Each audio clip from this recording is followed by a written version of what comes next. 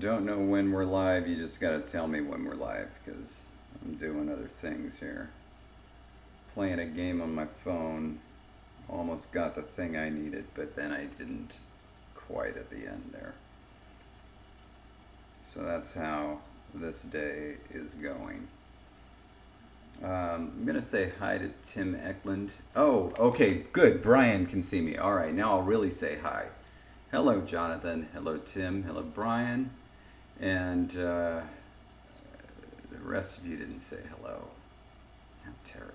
No, I was playing Disney Emoji Blitz. I was trying to get 650 coins. I only got 582. Terrible. Anybody seen Archer? Like, you know, the running gag where he's speaking Portuguese? Love that. Anyway, today, Jesse is here, don't worry. Due to circumstances beyond either of our controls? Wait, how do you say that? Beyond either of our control? That doesn't sound right. What doesn't sound right? How do you say this? Due to circumstances beyond either of our control? That doesn't sound right. But it shouldn't be either of ours control. Mm-mm. And so would you say either of our controls? No. That doesn't sound right either. Is that just impossible to say? Is this another I think way you that just, English is broken? You just say it the first way and do it. Did you stream from something other than my computer, which I already had set up and on the page for you to hit go live? Yep. I don't know about you. I know. I even left the screensaver, like, off. I made sure it was going to stay live for you, so all you had to do. Look, I have one in your hairs. Here, wait. I was gonna Okay, put it here like a mascot. It's hanging on me. Can I go to go live if we're already live? Because this is how I watch comments. I'm sure you can watch them. Just go press in there. Look at that. See? Oh, thank goodness. Yeah. There we go. It sounds fine to you? Due to circumstances beyond either of our control. That doesn't sound right to me. Well, then, David, just change the whole sentence. And you know what? You're welcome, Tincture. We are so glad that we could accommodate your schedule. Oh, David is here from after our presentation in Lund, Sweden. Oh my goodness. Like, let's take a minute and just say, like, how amazing, like, even though we missed a stream because of traveling, but how amazing it was to meet the students in both Lund and Aarhus. Mm-hmm. Lund in Sweden, Aarhus in Denmark, and it was really quite amazing to meet the students. Groups of students who are very passionate about conlanging, and it was really cool. We got to do a workshop, we got to do some presentations, and we got to just meet like really cool people. So it was an amazing trip. Even though our live stream was bust, it was an amazing trip. Yeah, and so now for those of you that saw us, you know, over there, now it's your responsibility to tell other people in other countries that they should invite us too. And I know that, for example, that was primarily what Jake was doing in Fiji, telling everybody there that we needed to be invited. Anyway, so we only had one level of this, right? Yeah. Okay. Wow. Hold on a sec. That was really close. Then I don't need to download results. I was downloading results because I thought I was going to have to tabulate. Oh, no. I will need to tabulate the more dynamic poll, which I should have started before now. But we can do this one. So I'm shocked by this result. I'm also shocked by how few of you voted. Look at this. This is an all-patron poll. Only 15 votes. That was a fraction of you. Now I understand why elections are the way they are.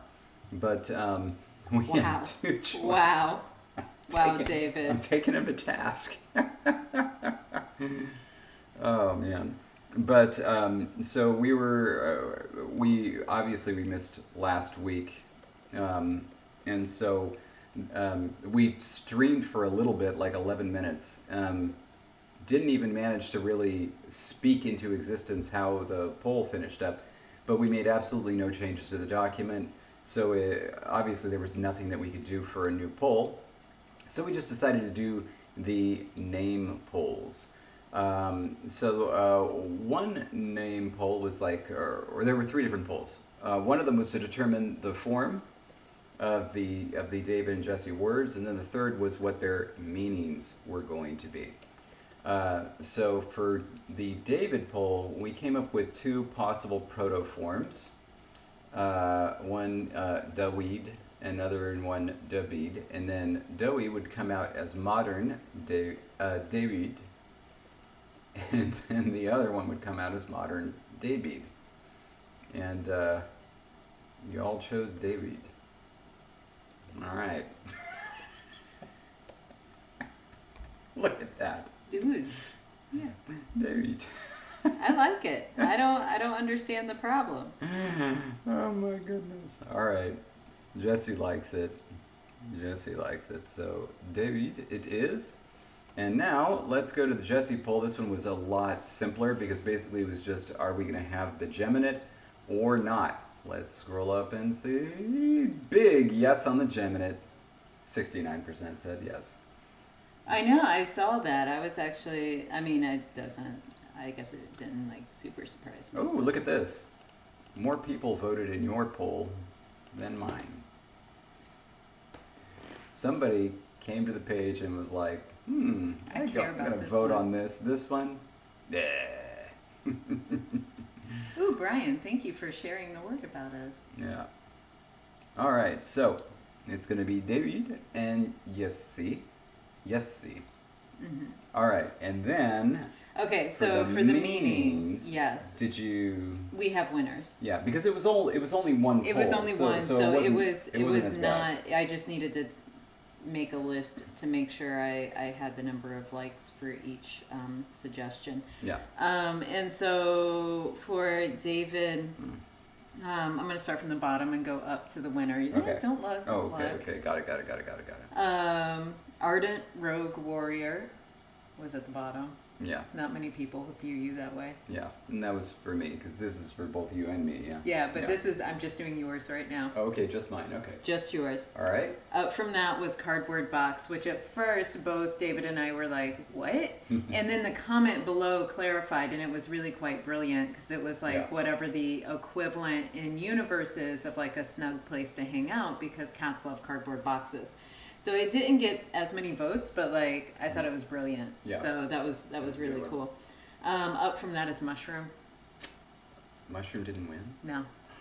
Like it didn't win by a lot. Up from that was Raspberry, which if you've heard David talk about his dislike of raspberries, it would be like the equivalent of having his name mean onion in the language, which by the way, Raspberry tied with the suggestion, onion. Oh. So your name was Almost Onion again. Almost Onion again. But because that's what it is in Ingala. It's good that it's not. It'd be a weird, like, false cognate. Well, this one would be totally pronounced differently, though. I guess. Weird. But yeah, like, there's a reason why they call that the raspberry. Because that's about what it tastes like. All right, so then we get to the top 2, and these were very, very close. Only one vote between them. Okay. But Tuna barely lost. You were almost Tuna. And the one that won was Center or Central, as in the vowels, which of course will have it mean center, makes most sense with the language. Yeah. Or some sort of idea of middle. So big. So big for the idea of center. Whatever. Center. David. See, totally works. Center isn't simplex. We can make it non-simplex. We can make it work. Okay, so David's name will mean center or central. Mm-hmm. And so, what about Minnie? Why is Minnie disappointed? Anyway, assuming the same Minnie that we're talking about, my mini me. Okay, so on my side, We almost had a tie, but then like one got more votes after that. But I thought it was going to be a tie for a second. Oh shoot! Just win, baby. Shoot! I forgot to do my fantasy football thingy that you told me I should do because I have someone who I think is injured. And do I still have time? You'll have time after the stream. Goodness, he's got to keep me on task because I don't really understand. I'm going to tell you, I'm going to tentatively suggest that you put the Titans D in over the Steelers D, and that would be important. But anyway. Anyway, okay, so at the bottom of my suggestions was snake. Yeah. No. Okay. No more snake. Right above that was art. That did not make it. And then tied above that. So this was where the tie was. And I thought, oh no, we're going to have to do a tiebreaker. But then one other suggestion at the bottom of the list came out on top. But there was a tie between Queen, which I was like, oh, I love it. Or whatever in universe equivalent there would be for Queen. So thank you, Jake. And then another suggestion was like to brew or to concoct, which specifically was thinking along the lines of like the potions in World. And I thought that was pretty brilliant. And I loved that one as well. So like I was really happy with either of those. And then they tied and then one beat them. And the one that beat them is a verb meaning something along the lines of to draw, to paint, or to sketch. Oh, that's really nice. And so that is really, really lovely. Thank you, Alien Overlord. That's the football team I cheer for whenever I know that they're playing, and I'm like, hey, yeah, cheer for them. You know what the best part about the Broncos is? Their mascot. No. The colors. No. The location. Mile High Stadium. Oh, God. Actually, their colors are pretty good. But... See? You're the best, Jake. Okay, so center for David, to draw, to paint, to sketch for Yassi. Yes. All right. So now we have to honestly get back to where we were last week, and deal with the consequences of last week's poll, which was that we're going to use full relative clauses for modifiers, and we will probably have a very, very small set of pre-nominal modifiers that don't come from stated verbs. Very like small little closed class, and the rest are going to be handled with actual relative clauses. So we can delete this. Oh, is this side note? While I was gone, did you point out the cool chair that we can now talk openly about? No, I didn't. But okay, here, so here, I'm just gonna move because I don't want you to take that off. And here, well, I'll just take another.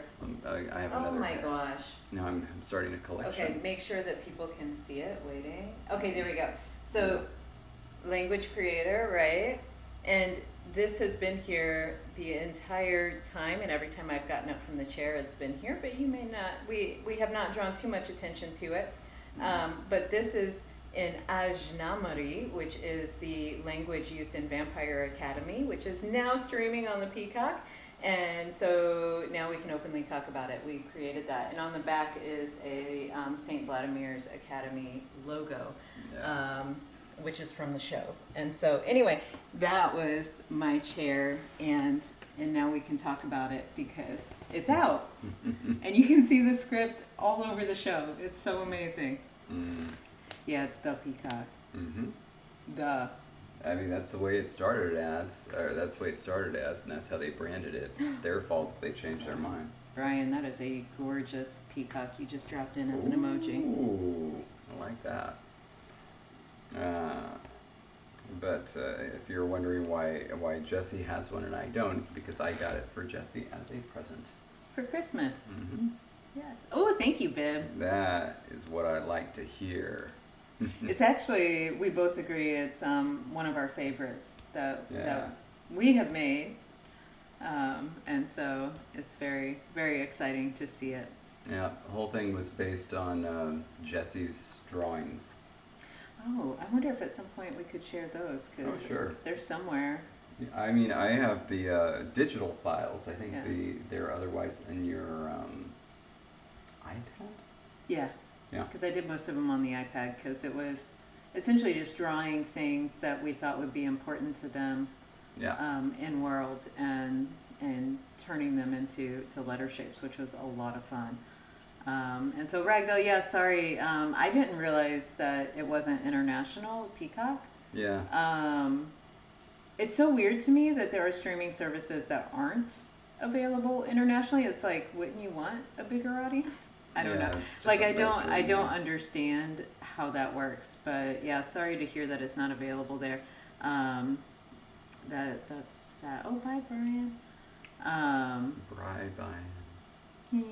But if you can get on either Twitter or Instagram, I did post a picture so you can see, some of the orthography in the background. Okay. Oh, that is so sad, right? Yeah. The licensing agreements, you're right. Hey, Silvertail. And of course, like Dampier. Right. Dampier in the thing. Exactly. That is one of the. So you can actually look at one of the images and see how you would write it in the script. Dampier. I'm sure. Yeah, iBird. Boy, I am really just the number of spam calls I'm getting. It's just been getting an uptick. This one from Arcadia, California. All right, so now we can go back to relative clauses. I Yeah. just momentarily got sidetracked, and we can talk about that. Do we want to put somewhere in the document our name, forms, and meanings so we just don't forget about them? Or Like- what? I'm going to put them up above our name. Oh, Results. we can add those, right? Have we added verbs to the dictionary? No, yes, no. Then, because like we can just add them. Actually, I think we did. All right.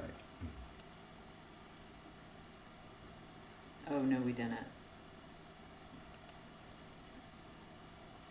So, That's sad. oh wait, this is the protoform. Sorry. This is the non-protoform. Oh, Very sorry. I was like, what just happened? Okay, so. One of the things I'm going to have to take out of my Pages settings is that the auto hyperlink, because it turns out there are quite a few things that show up in IPA that they think is a hyperlink, where you put like the period to separate syllables. Yeah. And like period DE, and they're like, ooh, let's hyperlink this IPA. And so I need to make that stop because it's really annoying. That is annoying. Hey, Carl. So anyway, okay, so Dude means center. Yeah. Hold on a sec. Help me out with the forms here. Let's look at some other protoforms. This is a noun. I'm sorry, this is a noun. I Right. need to get a verb. We don't have any verbs, that's what I said. Oh, we 100% have a verb. I know that we have a I verb. would love for you to find a verb. I'm finding it right now. Just you wait and see what's going to happen when I find it. It's so close. The time of my finding it is nigh. What do I get when I'm right? You're stalling because you know you're wrong by this point. It's so nigh. Do we have something after Z?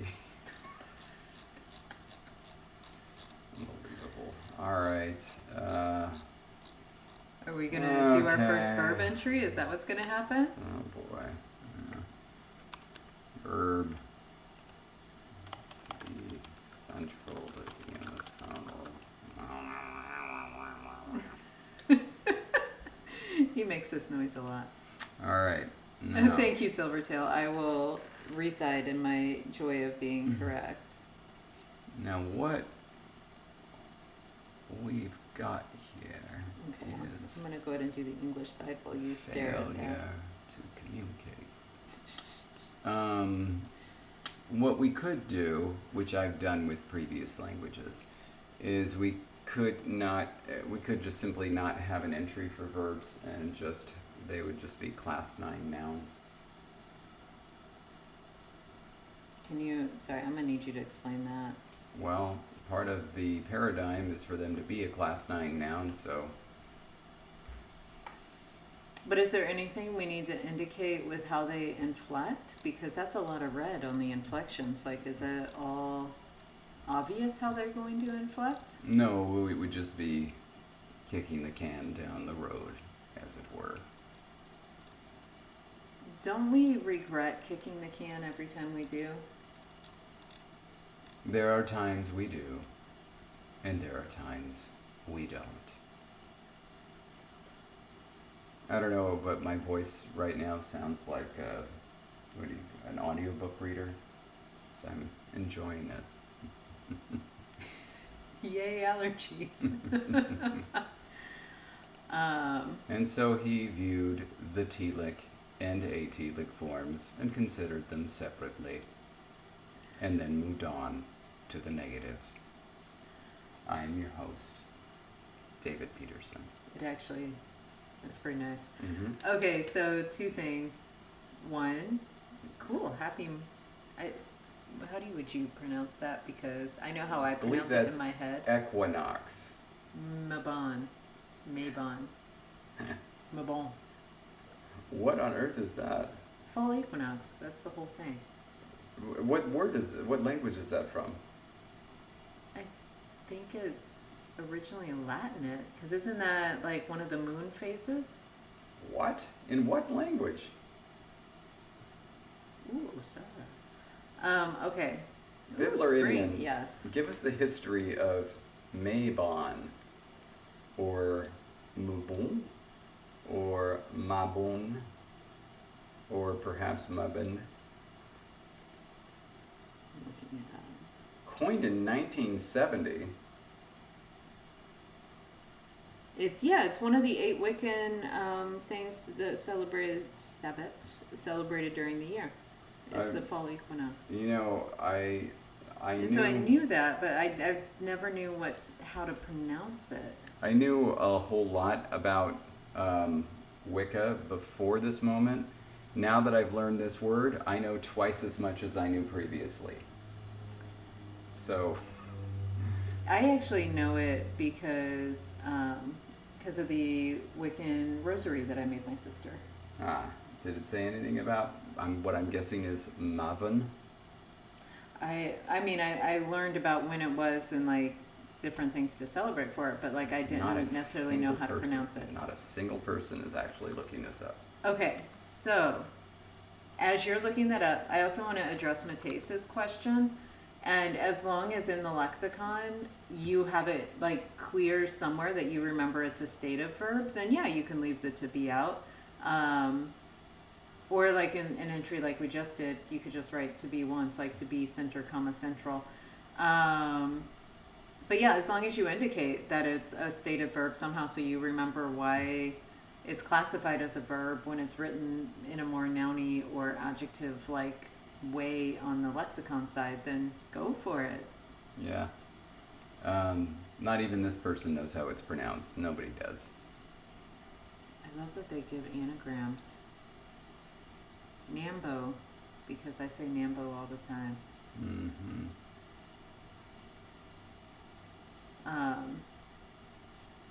So anyway. Like, this is ridiculous. Like, don't they think somebody looking this up would want to know how it's pronounced? I did not mean to derail it this much. Okay, this says it sounds like Maven. Maven? Maven. I doubt that. I doubt that the Welsh are saying that. Hold on a sec.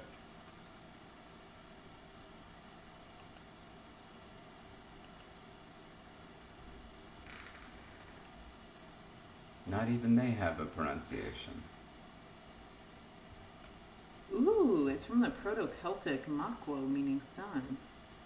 Nice. Are any of these going to be responsible enough to have a pronunciation? No. No. Because it's just a translation of what's already there. No, no, not necessarily. Here we go. Mabon. So. Mabon vab modron. So happy Mabon, Mabon, Mabon, Mabon, whatever you say, happy that day to you. Or if you are on the other side of the world, like Ragdoll, happy Osterreich. Yeah. And there we are. So it was the Germans who were actually responsible. Oh my god, look at this art. That's amazing. Okay. Mr. Buzzard, what should we do? Go away. Leave me alone. Ah. All right. Let's get back to this entry. So Yeah, you're saying don't do anything for the forms on the verbs and instead just treat it like a class 9 noun. I was making that suggestion. Now, there is a great big difference between the root and its conjugated forms. And so it appears that it doesn't matter what form it's conjugated into, it always has the same stem, right? Though Patient it doesn't. well, this is a class 9 noun. But Okay, so what we're saying is the verbs are more predictable in this language, which is so unlike us. yeah, so what we need is honestly,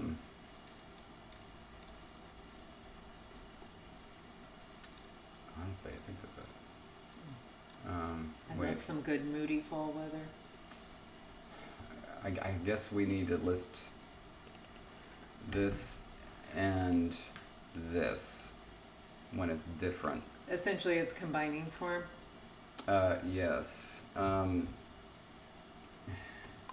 It's tough though because like if this is going to be a part of the paradigm, we need to know what the class 9 Form is. Yeah. But it's only in that one form, right? Like, is it gonna show up in all the other ways that we've got nouns inflected? It could be used as a noun. Yeah. Okay. Um,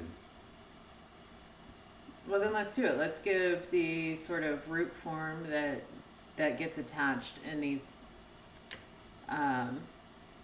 verbal paradigms. So that way, if there's any changes, like zu losing that final H in all of its forms, and then give the noun side. Let's do it. so for every verb, we're going to have 2 separate entries. No, why can't it just be 5 principal parts for verbs? Or something in parentheses to give the combining form at the end, because it's a verb. Or we go, yeah, like I was, the direction that I was leaning in was just doing class 9 nouns, and then at the end putting in parentheses, this is the verb root, and then this is its combining form. However, we do need to know, because we haven't decided this yet, so maybe we should. This form doesn't show up anywhere.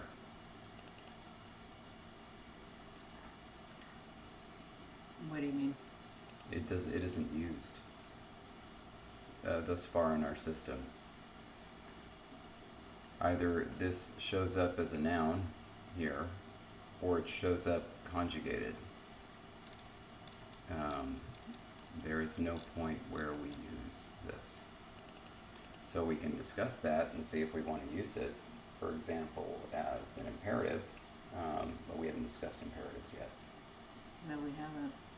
If we weren't going to use it, then I suppose it's a new question of like, why even list it? We also haven't discussed infinitives, have we? No, because effectively we ruled them out. Okay. Because they're essentially going to be in the class 9. Yeah. Either they're going to be fully conjugated, or they're going to show up as class 9 nouns. What do you want to do for imperatives? Do you like having a bare form for that? Or do you want it to also have some sort of marker attached to it to be imperative? I don't know. I'm almost afraid of not using just the bare form, because if we do, then it's like the bare form will have no use at all.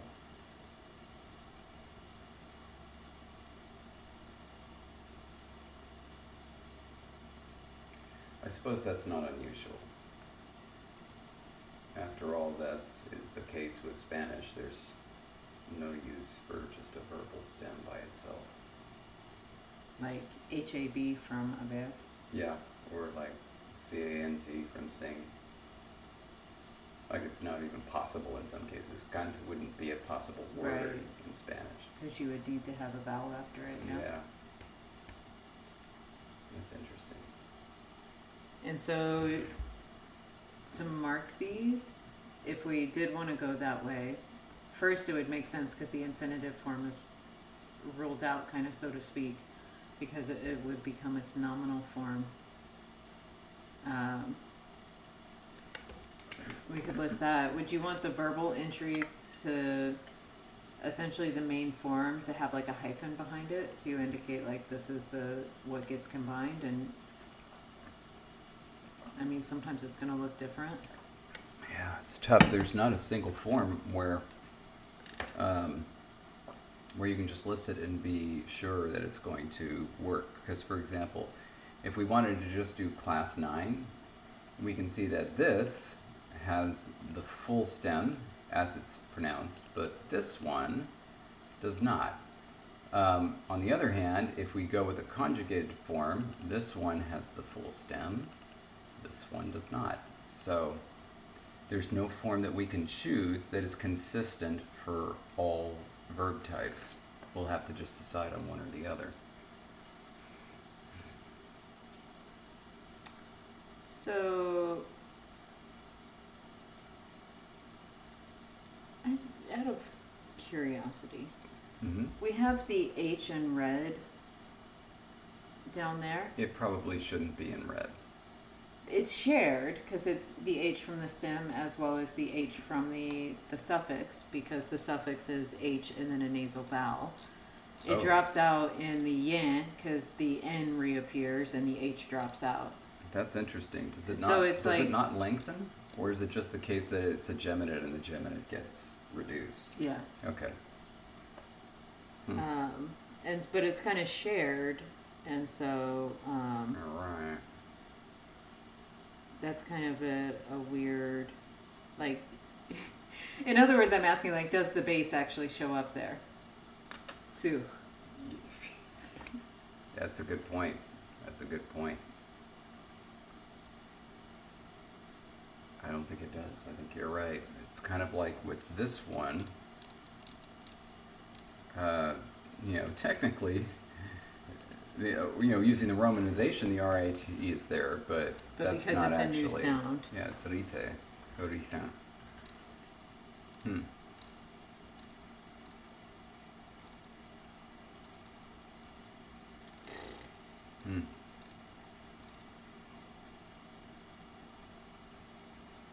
Trying to remember, is it just that H's drop out at the ends of syllables, or is it the HH combo that just got dropped? Because otherwise geminates don't simplify unless they're after a consonant. There's an easy way to find out. Let's go over to Lexergy, the amazing tool created by Graham. The amazing Graham. All right. So two is what does it look like? Is it that in the thing? Is that it? I'll go look it up in a minute. Voiceless glottals are deleted after fricatives. So I think it's the onset that's deleted, and I think that H is actually the root H. No, that's funny. Oh wait, we didn't enter verb, so I need to be up here looking for that. Yeah, there's no difference if it was a suffix or if it was a part of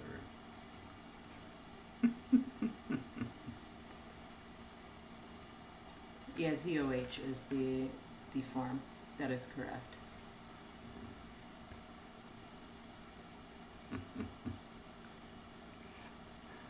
Have you ever seen these jokes where somebody says, "Oh no, that's not what that is. It's this," but then they mean something else? That's what's happening right here. I mean, that's what Gaston. Silvertail's trying, because it's not Gaston; it's a stone. But then you would say that's not. Go on. I was going to tell you something after you're done. You say no, that's a stone, and then Gaston is, and then give some other thing that it is not what Gaston is, but it's a slight spelling variation. Nice.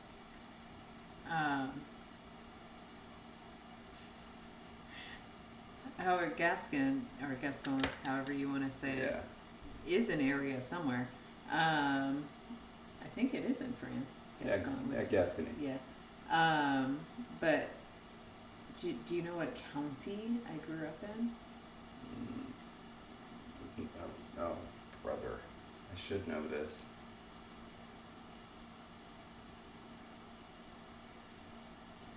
Been there like 4 times now. I know. Oh my God. I've seen the sign.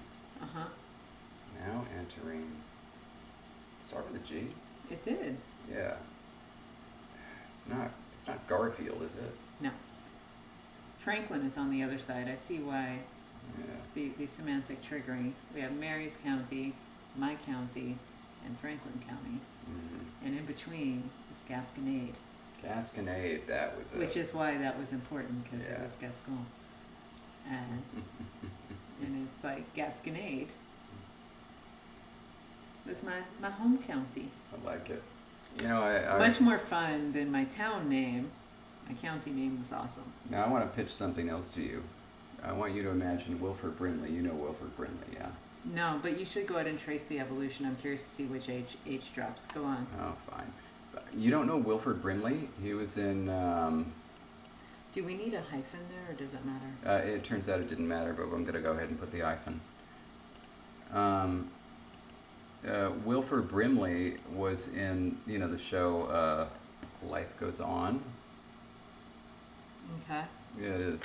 It is. The H is from the root, not the suffix. Yeah, it's from the root, so, all right.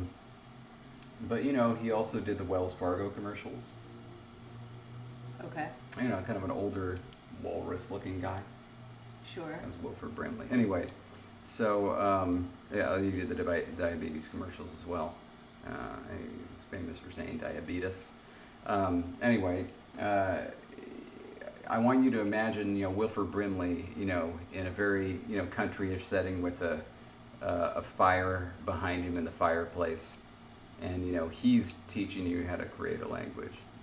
So, they say, all right, now then you get all your glotters and all your labiers, and you put them together, and pretty soon, gosh darn it, you have a phonology.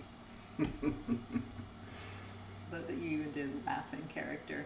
Yeah, it wasn't exactly Wilford Brimley, but it was somebody. It was somebody. Yeah, it was somebody. All right, so let's go ahead and make these black, I guess, is what this all comes down to. Let's see if this works. No, it doesn't work. Okay, I'm going to start at the bottom. All right.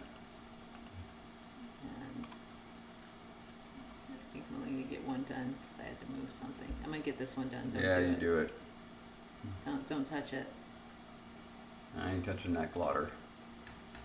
Okay. Mm-hmm. It's just taking a minute to update. But there it Don't is. call me glotter. Get it? Pearl Jam. Okay. All right. Okay, so then I hate to do this little detour, but let's go full in on imperatives. Okay. This, by the way, is just so we can enter David and Jesse in the dictionary. That's just right. FYI. That's right. All of this mess is because we're verbs. But I rather enjoy being a verb. Okay. Be fun to be queen too, but verbs are good.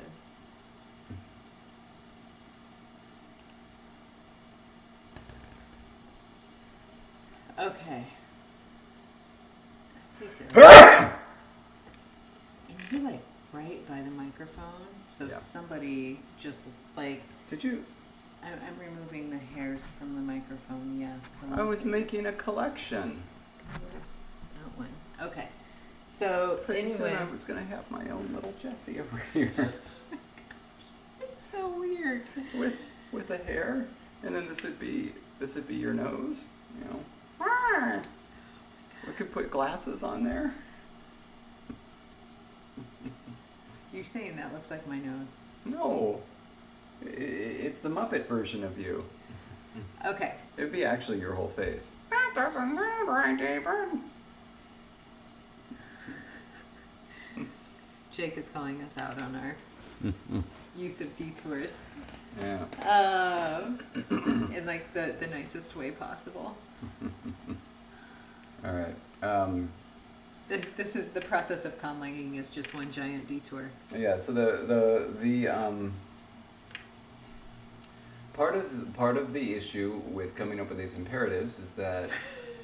Thank you. Silvertail nearly jumped because of your sneeze. I'm waiting to find out the stories of how many cats just ran out of the room because they were like, "What just happened?" We got a lot of cat viewers Okay. for this language.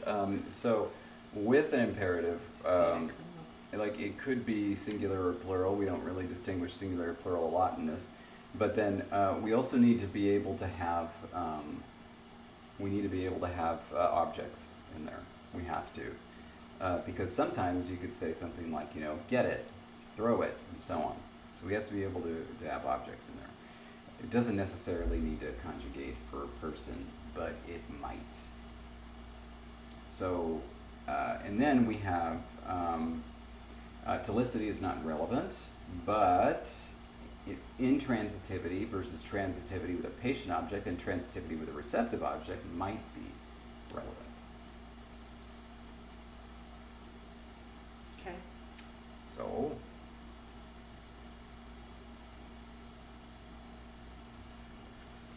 Okay, so I need to look something back up. Okay. We're saying TLIC, ATLIC doesn't matter. yeah. What? We don't have.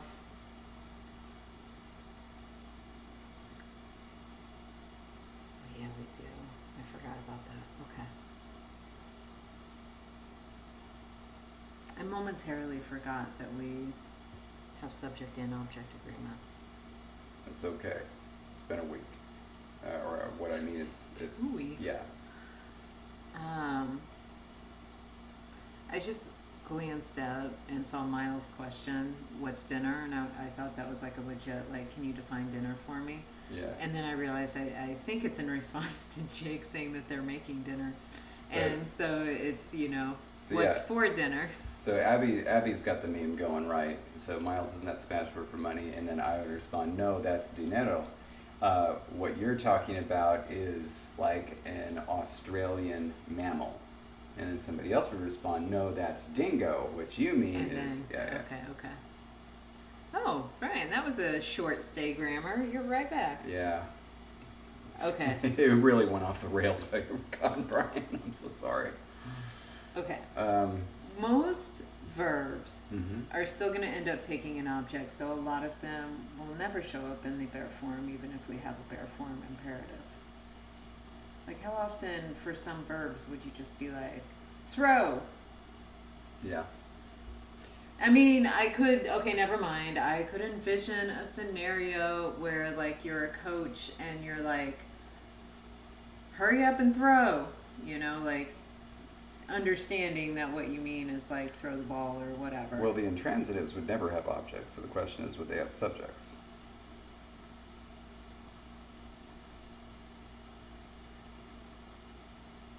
if they have subjects, then it's really just nothing would distinguish it from imperative versus declarative.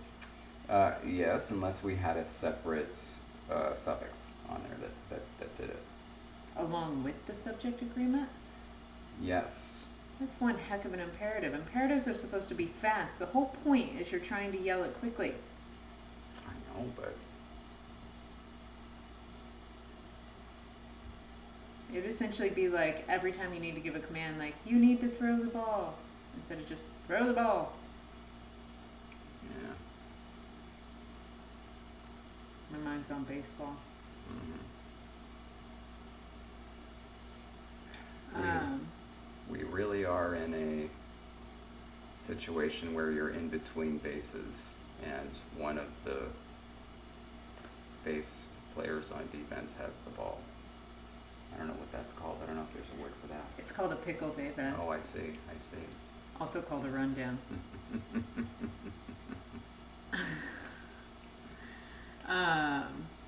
So, David, is there something we want to put to the viewers? How about this? But the thing is, I don't know if I want to put it to them because I don't know if you'll like it. But I mean, there's the option 1 is a shorter imperative, and option 2 is a fully inflective imperative, which is going to allow us to do third person and first person commands. So in other words, like make him sing, like from one of your favorite movies. Make him sing. Make him sing. Sorry. Go ahead, sister. Make him sing. Oh, from Sister Act? Yeah, from Sister Act. You pulled the most random quota. Oh, I would think about that one all the time.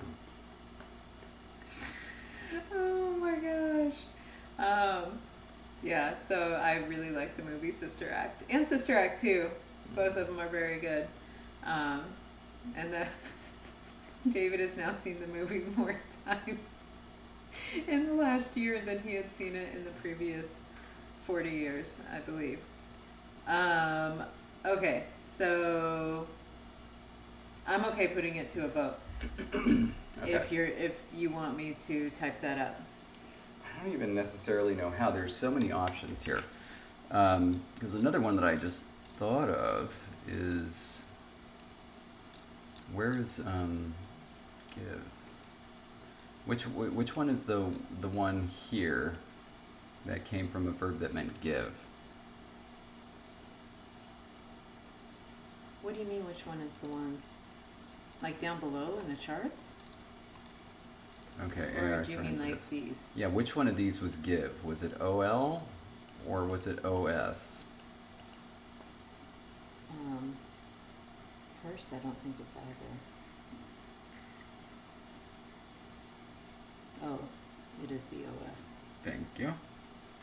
So we could use that without a subject.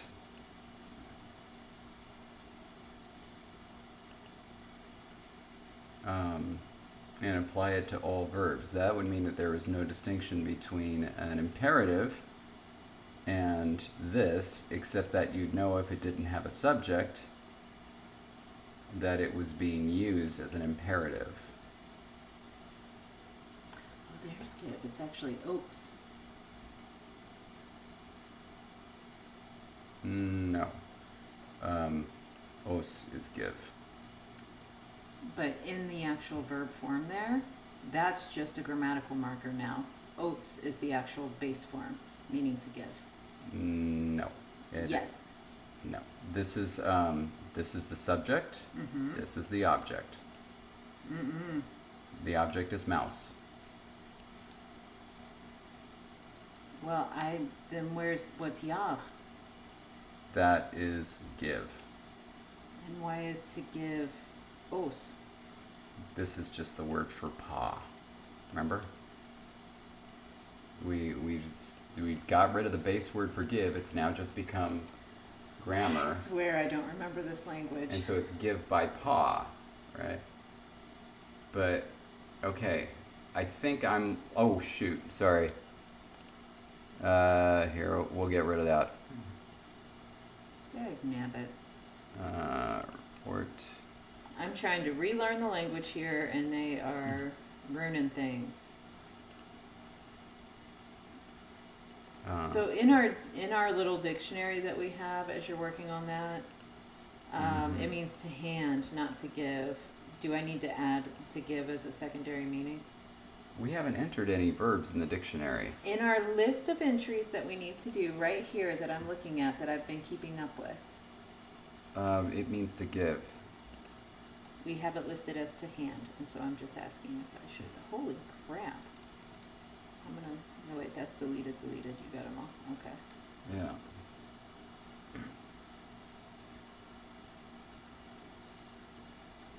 Okay.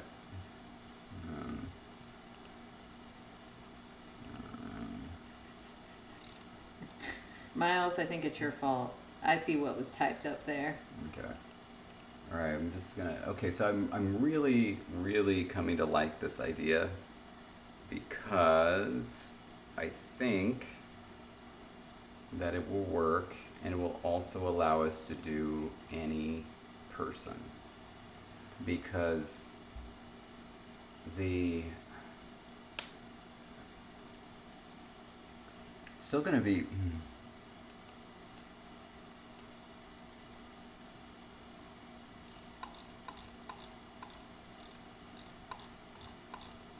Still gonna be one.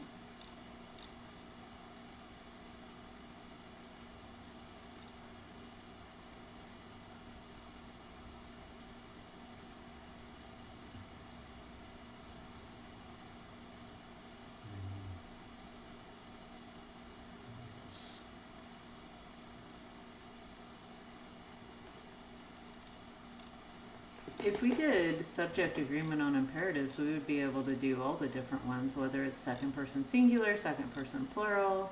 yeah, like, but I want it to be object, because I want it to be object. The idea is that what we're saying is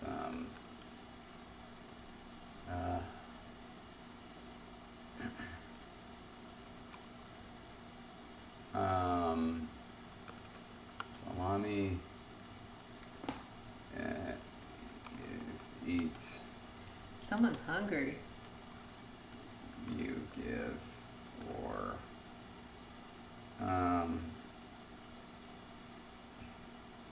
So Brian, right now we're working on deciding what we could potentially do for imperative forms. what would salami be? Oh, wait, how does the ordering go for recipients? Which one is closer to the verb?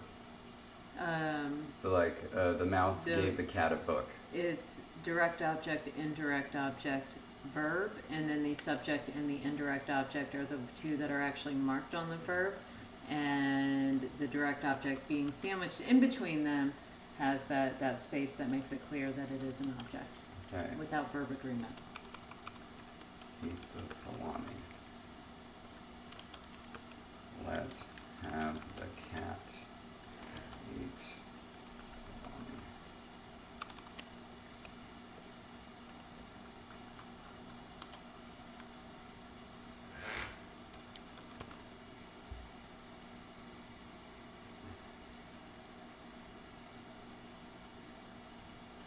Interesting.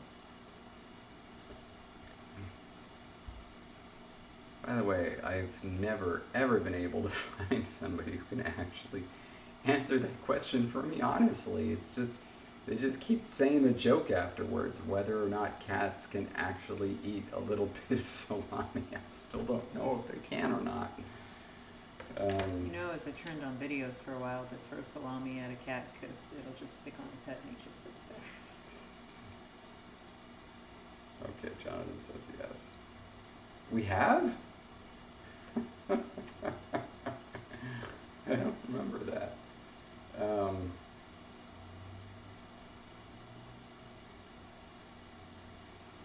That's not really possible for this.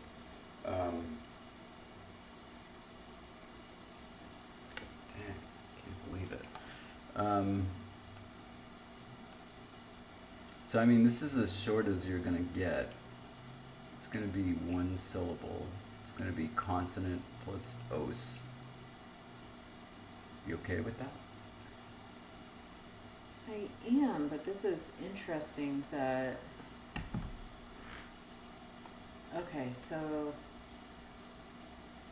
cat is the subject, even though somebody else is making, letting, or having the cat do it, but the cat is what is triggering subject agreement on the verb because it's not a direct command.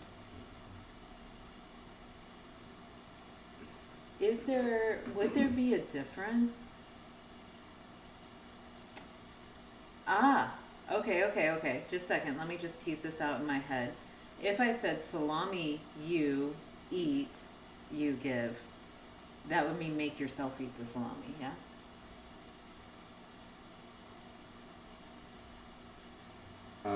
Or let yourself eat the salami.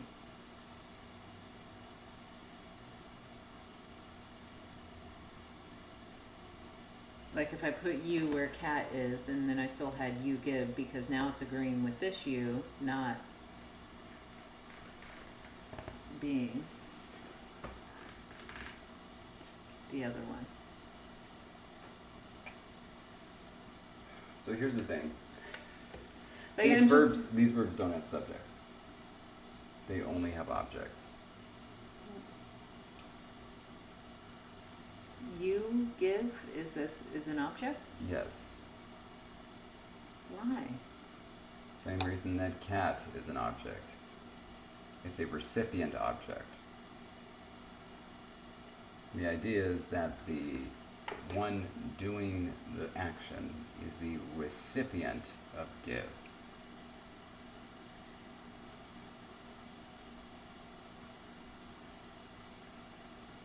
So it's impossible to say make yourself eat the salami. I believe so. Or let yourself eat the salami. Yeah. That's kind of where we're at.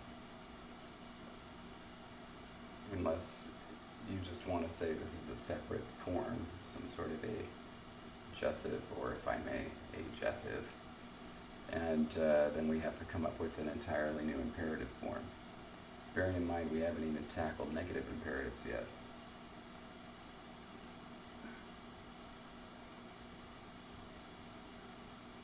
It's hard for me to wrap my brain around you not being a subject in that case, but it being a recipient, and why then it wouldn't be possible to say salami you, eat you, give, if I wanted to say make yourself eat the salami. Like, I don't understand why that would be treated differently from cat in that situation. Because it's second person. So we can say make them eat the salami by salami they eat, they give. But we just can't do it with second person. Yeah, and in effect, make yourself eat the salami and eat the salami would be functionally equivalent. There would be no distinction between the two. Okay.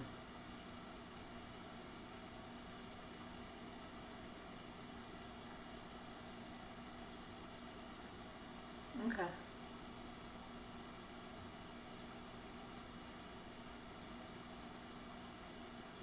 You okay with that? My brain is just still not working, still on jet lag. I'm just not wrapping my head around the use of give as the imperative. It's just like same as kind of like let, let me think is essentially an imperative to the first person. Let him play, imperative to the third person. You just don't really What form say. would eat be in? Would that be the patientive? No, actually, this would just be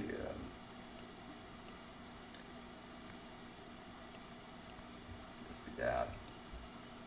That'll be one verb form. And so, like, if this were hug, the yant would come up here, followed by, well, I'm going to do the cat form because I think I remember that one. It would be like, ye, me, So Mouse, hug. Oh, now we're gonna. Animals. Now we're running into problems. Wait, mouse, hug the mouse. Yeah, hug. And then if it was, you know, that's hug the mouse.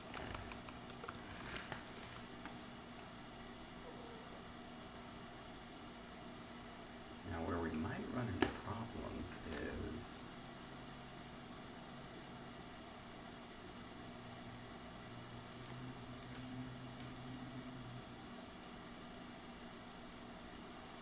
So that would be something like Mouse. Seuss. Now here's where we run into problems. Give. Okay, Miles, we got back super late Tuesday night to the point it was actually Wednesday morning. Yeah. Delayed flight situation, and we were already going to be getting in late on Tuesday night, and so we ended up not getting home until about 2 in the morning on Wednesday. And so yes, still a bit of like brain delay going on. So this sentence is a little bit of a problem because then we just have two unmarked objects and we'll just have to rely on interpretation to know that the mouse is the recipient. Because ordinarily the recipient for this verb would be marking mouse, but it's not here.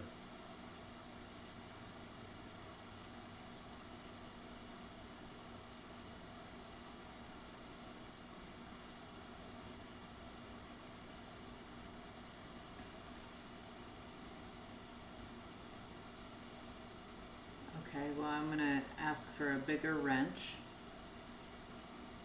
Let the mouse give the cat a book. Okay. So then that would be book, cat, mouse, paw, mouse, give. Let the mouse give the cat a book.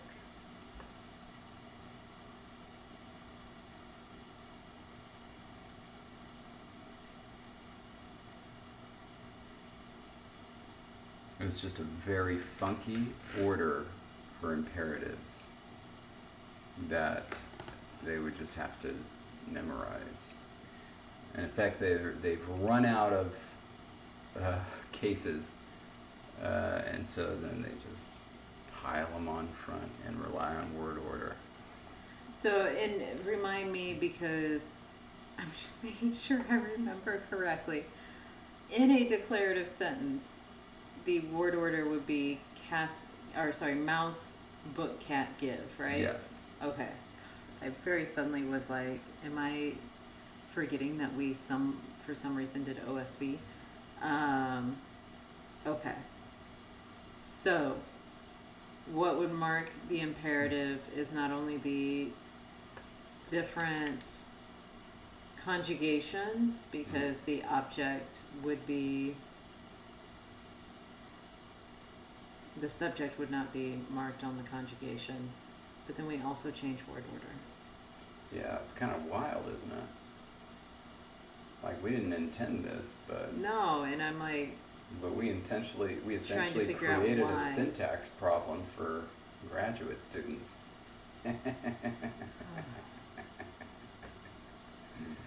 it's not changing the No, word we're order. not changing the word order. It's saying there's a different word order that you have to use when using the imperative, which is no different from, say, English having a different word order when you have questions. Yeah. Because you can actually get OSV word order in questions from English. Depending on, well, I guess it depends on whether you still mark the head verb as the verb or the auxiliary. And if you mark the auxiliary, then it's OVS. It kind of depends on what you consider the verb in that situation. But like, what do you see? What is the object? You is the subject, and notice the very different word order. But that doesn't mean English is not an SVO language. So we're not changing SOV word order for the base. We're toying with the idea of saying for imperatives and imperatives only at this point. Positive imperatives. positive imperatives, oh God, I don't even want to think about negative right now. We would have OSV, word order, only for the imperatives. I'm in favor of this. Well, then let's do it. Like, I think in...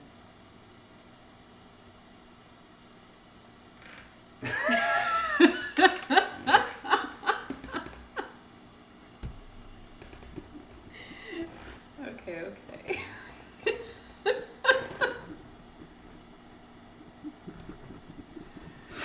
Oh my God.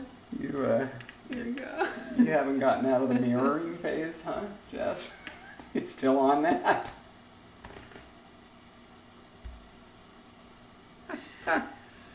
Okay. Oh, man. We're good. God damn What it. the- God damn it. How? Okay, I'm gonna start at the top. I'm just gonna wait. Report. Wait. Is that what I... And then... It's just... That's just one comment, though. What do we need to do? Like, I want to be able to block this person.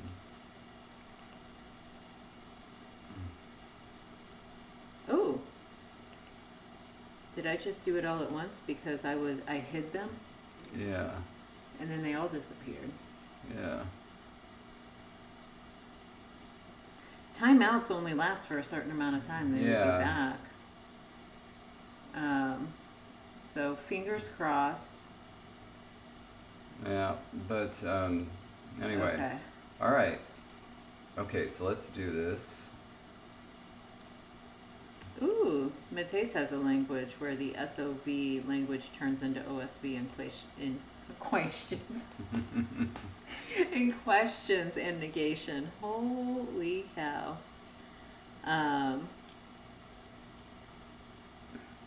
Oh, Jake, all good. We're all confused about where we're coming from. Imperative. All right. Okay. So then, this is going to be... Jake, when I'm tired, I speak all sorts of languages. You just don't know. I think it's going to be that, yeah. Nice. Okay, just a second. This is because we are doing class 2 object agreement. Mm-hmm. So wouldn't we want class 2? Class 1 subject agreement. But there's no subject agreement on imperatives. Yeah, but like, you know.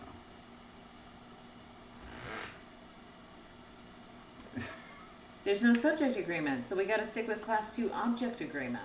I mean, And so it would be it's TS. the agent. It's the agent.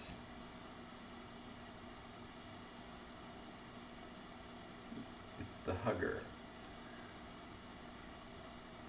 I mean, there's no difference between subject and object agreement in this language. It's just where it shows up. Essentially, it's being treated like an intransitive. Okay. All good. Yes, let's do it. That's Yames, and the next one is Tsumos? Is it Tsumos? I believe so. Wow, you made that whole thing right. I didn't mean to. How did that happen? Yeah, I saw that. What on earth? So for the people out there who are good at making, whether you call it GIF or GIF, Abby wants the high five attempt.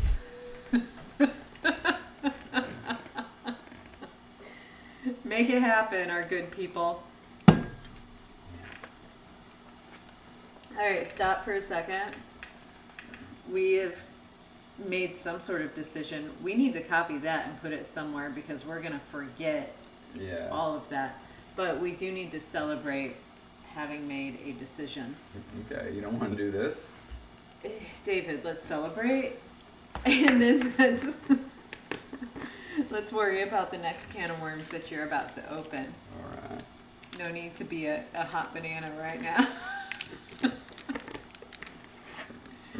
Magpie, I like that. I'm just going to say yiff from now on. I got a yiff. in my text the other day. Cheers. Wait, do you do it like this? It was funny when I did it the first time. Don't try to make it a thing.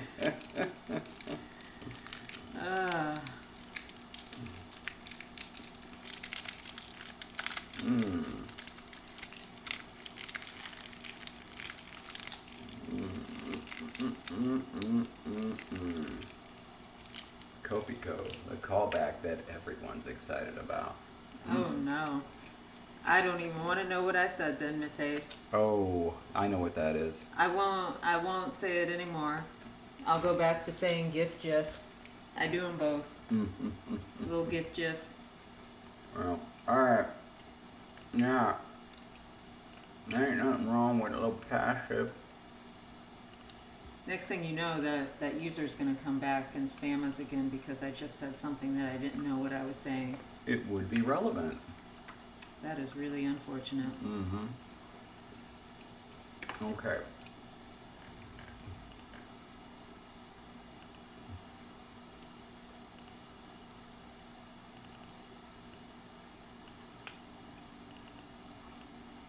Wait a minute, that's not right. That's not right. Oh no, it is right. Yeah, that's right.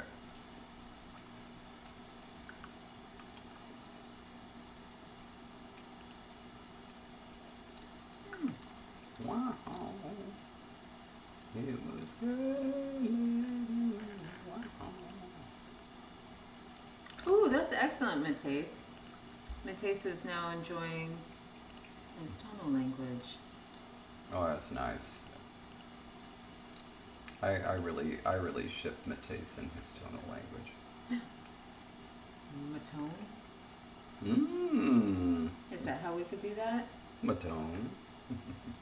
I mean, if we're gonna ship it, we gotta have a name. Oh, I see.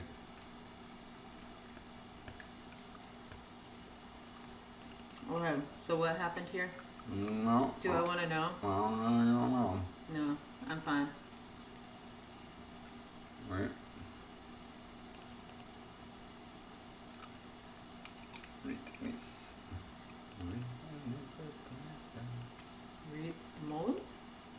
Most. Oh yeah. But where'd the?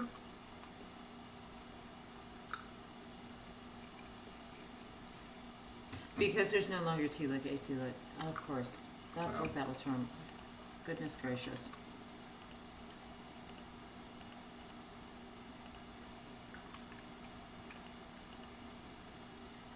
Oh, it's a passion. Oh. You're gonna get us copyright violated. I'm getting us an adult rating. You're getting us copyright violations. Are we Ritmis or are we dancer?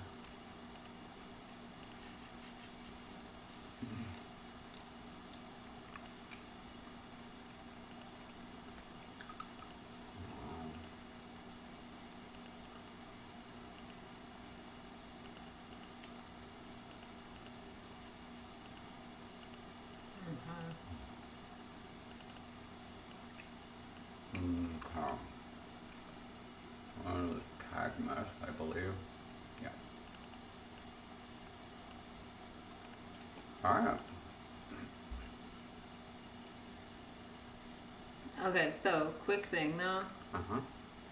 Like, just because some people prefer GIF, that doesn't mean that they would say graphics, because we have all sorts of acronyms where you actually change the pronunciation to make the acronym work. For example, NASA. Uh-huh. We don't say National Aeronautical Space Administration. Yeah.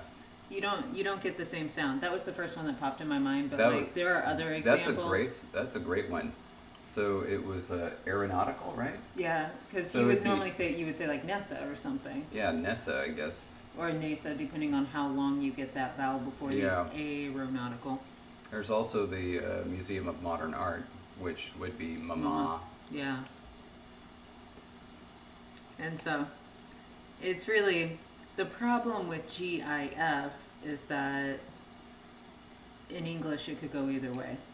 Because you can have like gigantic or giant where it's a just sound, but you could also get a g sound like in, like everything I'm thinking of is like giraffe, gin. Yeah. I think gift and gin. Gift. That would be a better example. Gift and gin is good. Yeah.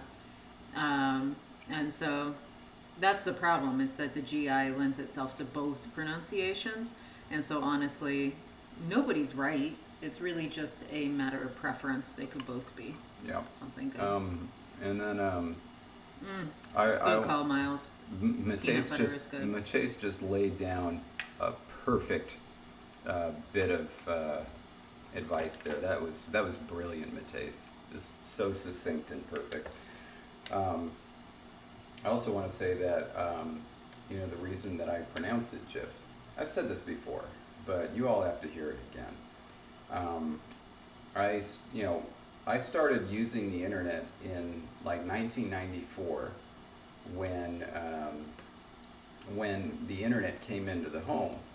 And this was when, for example, like I tried to go to MTV's website. That was one of the first things I tried to do because I wanted to see if people were talking about Soundgarden. And it took 40 minutes to load the page. And I mean 40 full minutes just to load the home page, and then to try to go to the next one. This was all done over the telephone line. And so as people started to create their own websites, especially I discovered this when I started meeting other language creators online. Everything was text-based, and the thing is, if you wanted to put up images, you could put a JPEG up. It would just take forever to load. And so instead, they would actually do GIFs of images, not moving ones, like actual just images. They would be in the GIF format because they were so small that you could actually load the page comfortably. The quality was terrible, but that didn't matter. Anyway, so that's how I knew the file type back then. And I just reflexively, immediately, and without question, called it GIF, and that's what I always referred to it as. And the funny thing was, I thought that we were never going to hear from this file format again once we got faster internet, because it's like, why would you ever use one? Now you can put up JPEGs all you want. But then, of course, the modern functions of GIFs, the fact that they could have motion, made them useful. So they came back around. And it's funny because I would see these, and like I heard people are referring to them. I'm like, wait a minute, you're talking about GIFs? We don't need those anymore. We can have all the file size we want. Why would you put a GIF up? Then I realized how people were using them. Anyway, so yeah, I always called them GIFs. That's just what I always called them. And I was shocked when people started calling them something different, A, and B, that there was a controversy between them. And by the way, this was before PNG. Once PNG came out, that was great. Oh, high quality and low size. Love it. But the thing is, there weren't any PNGs back then. You couldn't use them. Anyway. Sorry, so I got sidetracked because Miles asked if it's a Romance root versus a Germanic root etymology. And it wouldn't necessarily be the actual etymology. Really, the difference is where we got it, because like we say a lot of words differently than Latin does because we got it through French, even though it's from Latin, technically. So anyway, it's about where we borrowed it from. So I got on a little sidetrack going through the GI entries in the dictionary trying to be like, is it? Because I couldn't think of an example to contradict it, that the J comes from some sort of borrowing when it's GI specifically. Mm-hmm. And the G is native. And then I landed on giddy, and I just have to put this out here. Mm-hmm. It literally meant possessed by a god from the same root as God. Wow. And so giddy was like, woo, possessed by a god. Giddy up. I mean, this is so fascinating. So it meant insane originally. Wow. But how cool is that? That's really cool. Man. By the way, in talking and thinking about it, I've hit on a solution for our negative imperatives. Oh, wonderful. Please do it while I continue to just have some fun. Okay. There's Gilda Radner's in this dictionary. That's great. You bet. Go on. There's not going to be a separate form for negative imperatives. Good. Instead, we will just use the refusal negation. And the subject will be the cat, the class 1 cat marker. With the idea being that it's understood as a cat does not blank. So in other words... Oh my God, so what you're saying is like, don't do something because cats don't do it. That's right. Oh my God, I love it. All right. And that that should cover it. So we can now write up... Here, I'm going to cut this and paste it for 1 second. And I will summarize this information.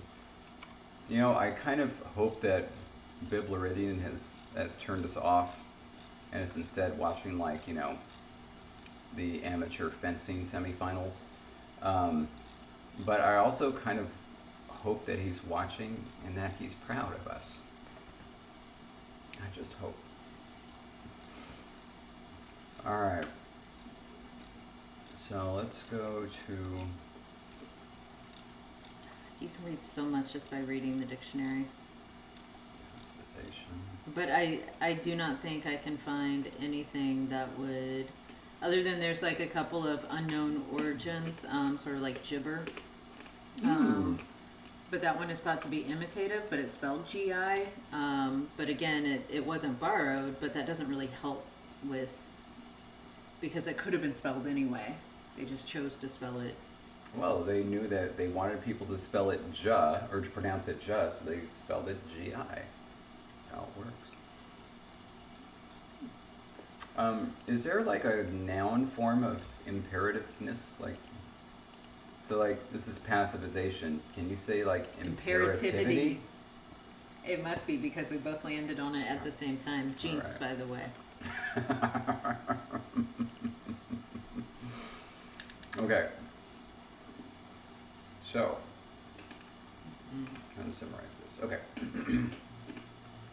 Okay, now I'm on all the give phrasal verbs. Okay, so yeah, that is so fascinating. Has a unique way of forming both positive and negative imperatives. Both strategies repurpose other morphological forms. So, the user of Sarkisier should take care in considering these forms.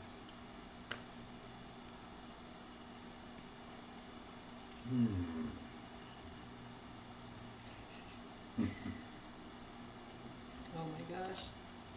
We will deal with positive imperatives first, leaving negative imperatives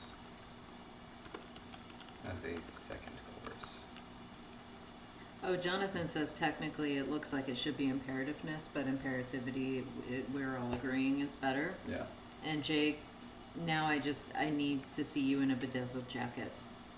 So please, bedazzle a jacket and take a picture.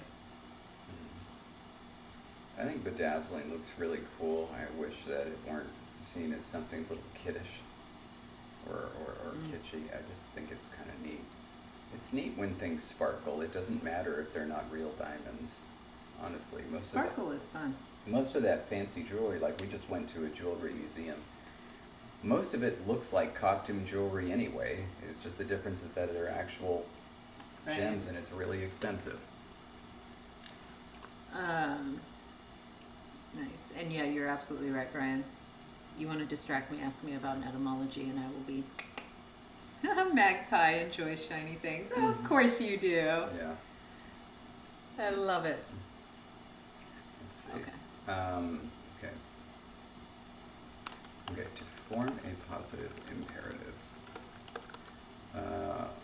one uses the agreement morphology for the agent of the weather agreement morphology. This is followed by the telic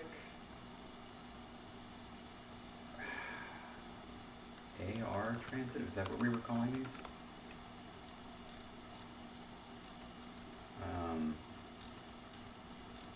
I needed. AR transitives, yeah. Okay. The telic AR transitive suffix. The word order of the nouns preceding the verb is shifted.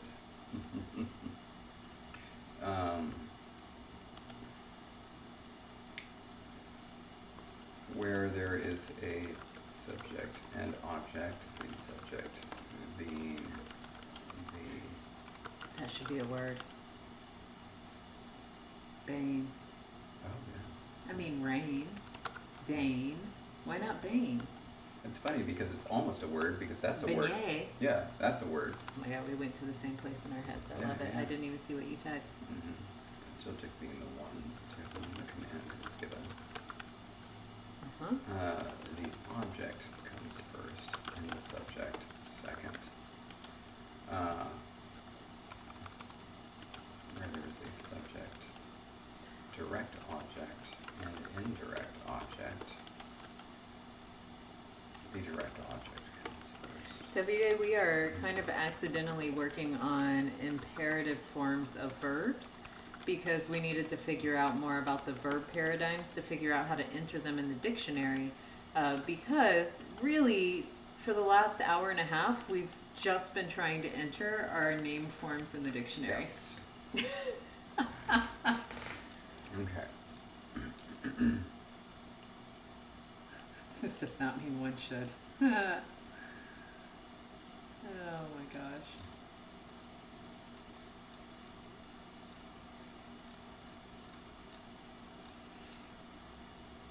All right. Okay. And do you need... I want another example. Well, now I want pizza. Oh man. I've been thinking about pizza. Anyway, it's Okay. fine. The cat is chasing the mouse. So we want to say chase the mouse. And then said to cat. Zu Maus. Yes. And then zu sie. Now, chase the cat, said to mouse. Yes, yes. Okay. I suddenly thought we were like missing something, but no. Yes. Alright. And then, here, I want to,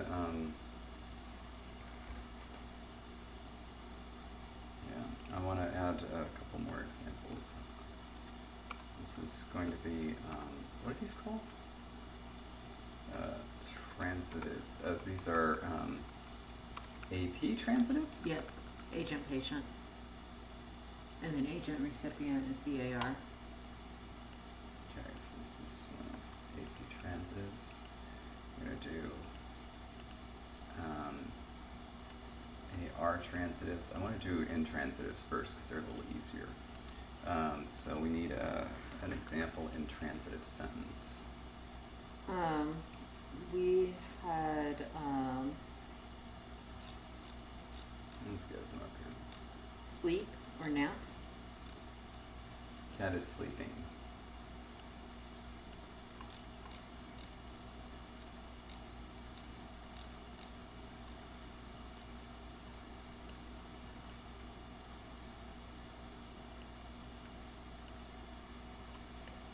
And sleep. Catness.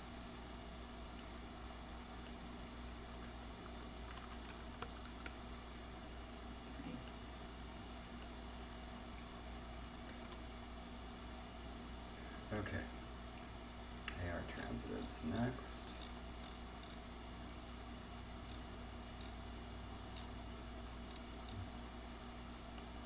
Cat is giving mouse a shovel. You can just copy the whole thing with the translation, right? Well, let's just do the cat gave the mouse a shovel, because then it'll be really clear that it's the same morphology used in different ways. I sometimes an exemplar for explicitly exemplifying example execution. We need to make that a sentence here. Here is an exemplar for explicitly exemplifying example execution, colon. And here we go. That sounds more like it belongs in Wokutishu. Yeah. Yeah, that's not a cat thing, that's a mouse thing. But yeah, Mateus, examples go a long way. And also the descriptions help too, to kind of help remind yourself why you did some things. Okay, so then Yachmos, and then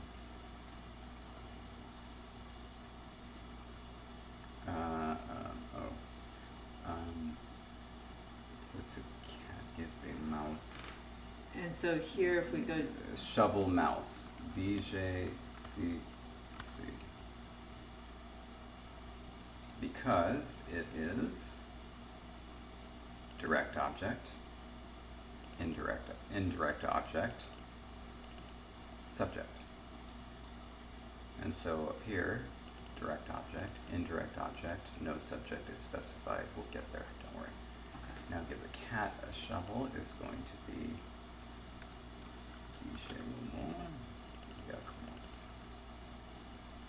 set to mouse. Okay. And then wait, shouldn't that be like Yachtzos? yes, it should. Thank you. Yachtzos.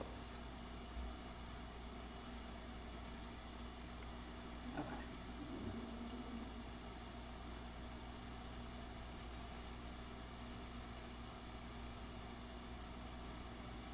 Type F for Brian. Okay, and then I'm going to specify, I want to this.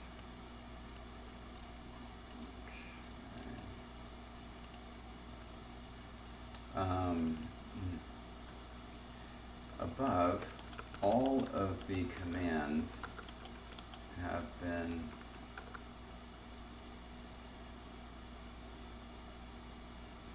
People are typing F now. I made a mistake.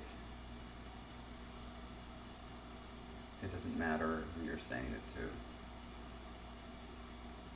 This is different. This would be make the cat give the mouse a shovel.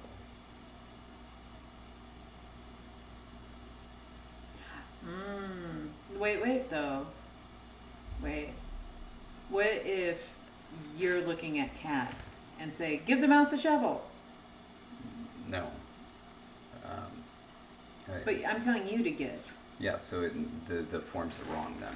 It needs to be you. It needs to be Yes. second person. Yes, so... And so you're right, it doesn't matter whether... What does matter is it second person singular or plural. Yeah, right. So I'm going to fix this, but I'm going to type this paragraph first. Well, commands have been given to a second person entity.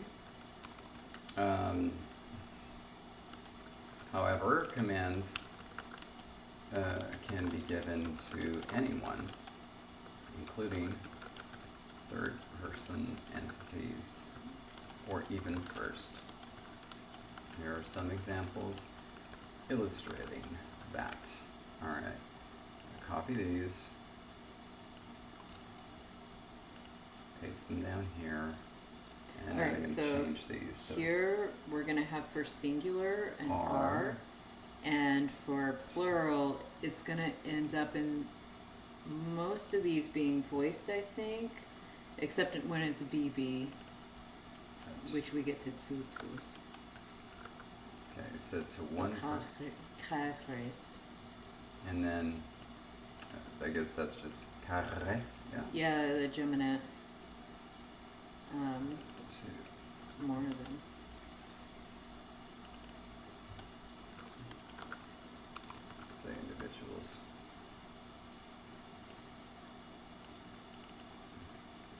All right, so that's that one.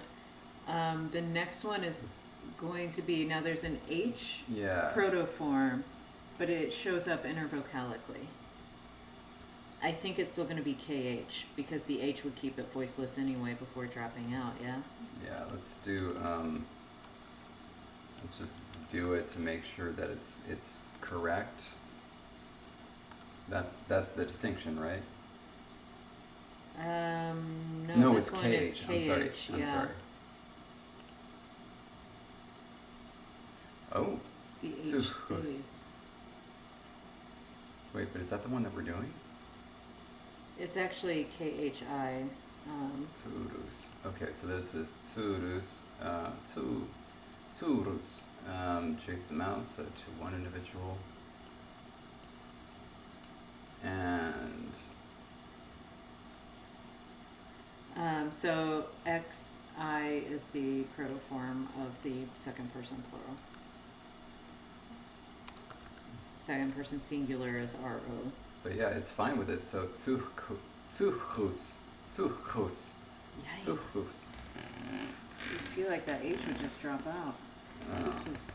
Okay, let's see what it would be for this one, which is car. And that was proto-car, right?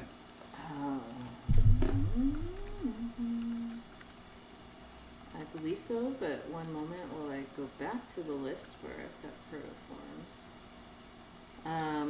It's God damn it, it's back again. Q-R, but uvular R.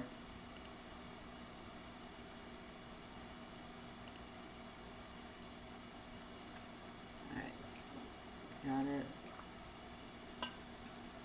Alright. Does it only let us hide it for a certain amount of time? Like, that would be a timeout. Why can't we permanently? Yeah, that's sort of. I'm trying to figure out if this is just the same name, but underlying it's like actually a different user. It may be.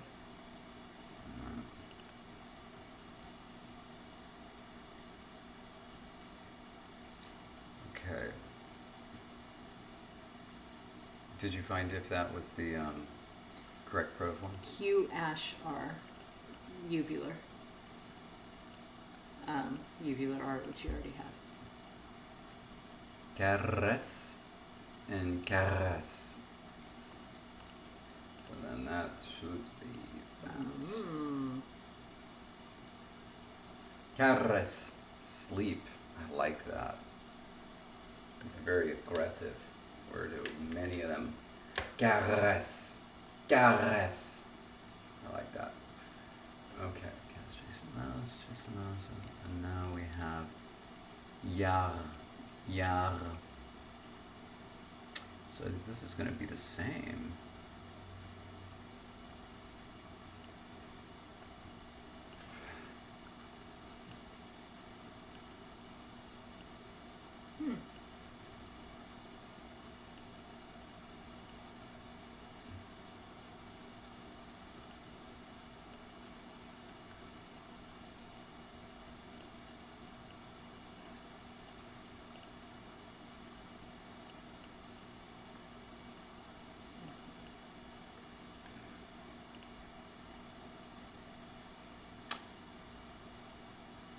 That is interesting.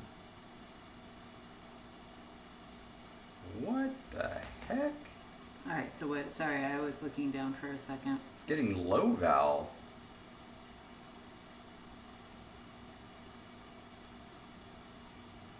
That shouldn't happen. Is it because the uvular? Yeah. Oh, no, sorry. It's on the list. Don't worry, we'll get there. It is changing because it's uvular, but that change, the ch becoming a uvular should have happened after this. Well, why don't you trace the evolution? I mean, it shouldn't. First, hold on. Did that happen with this one too, and I just missed it? It did. That happened with the other one as well, and I missed it. Oh, hey, Logan. All right.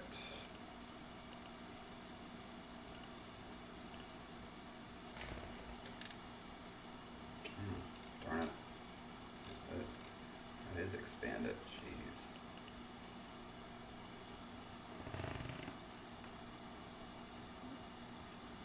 I mean, vowel lowering backing is after the.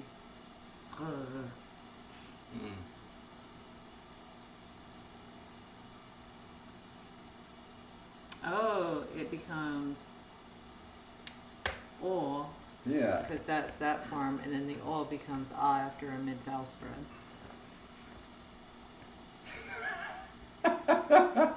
Oh my god. It'd be kind of hilarious. But and now I'm just imagining like an actual bot.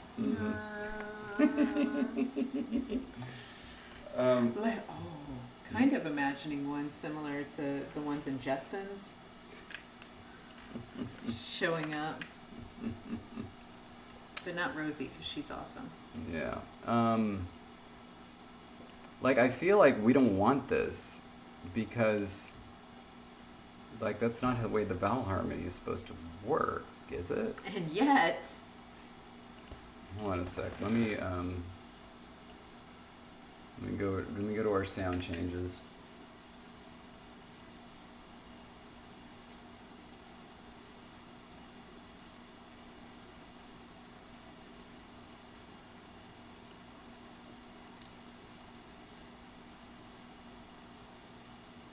Because, see, we had these, because the question is, could they learn them?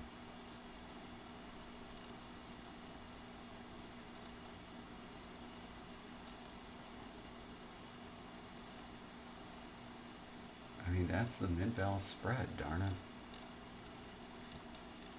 Okay, I guess that's got to be it. Boy, that shakes your belief in mankind, doesn't it?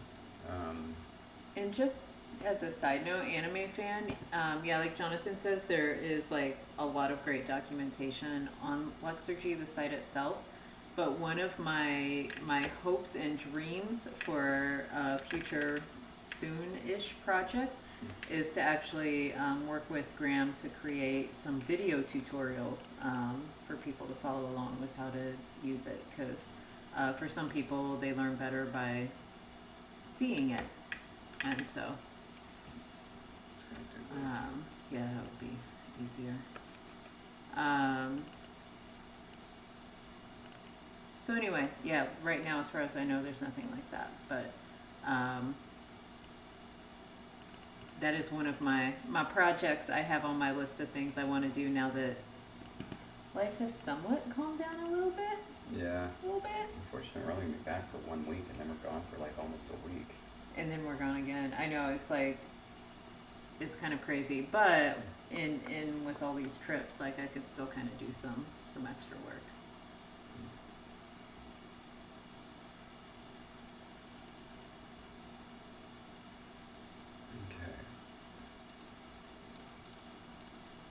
Oh, Miles, yeah, color coding. Nice. But yeah, like I said, I also want to, work with Graham on that because he's the really wizard. Not just genius, but wizard, making the whole thing happen. And so, yeah.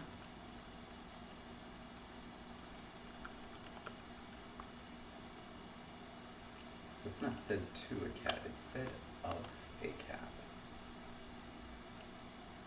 Well, if it said of a cat, then it would never be it. I'm just gonna leave it.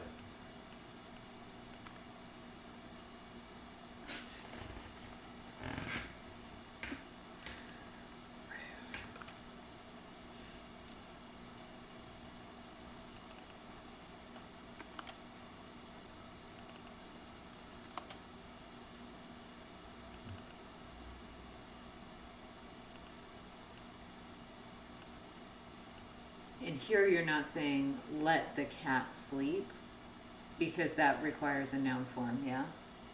Yes. Okay, so we'll add those at some point as examples.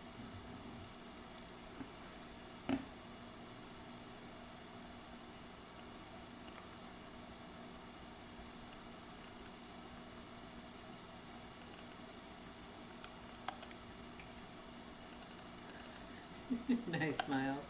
Um, Here, we'll go ahead and do it now. Okay, so as you're doing that, though, to clarify, Brian, what that means is you're not actually speaking to a cat. If you give the command "kekmis," you're instead like I would be speaking potentially to David, who is not a cat but thinks he is, to David and being like, let him sleep or let them sleep, talking about this other cat over here. So it's like a third person command, where I'm commanding David to let the cat sleep. And so that's why it's said of a cat, not to a cat, like you're just talking about a cat.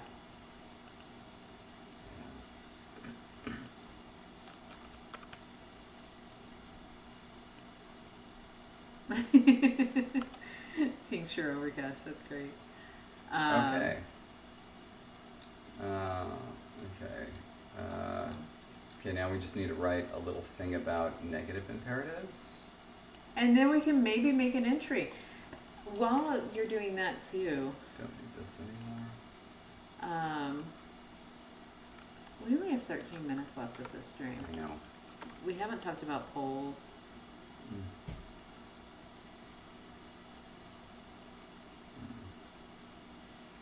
I don't believe in glossing. So Mateus, I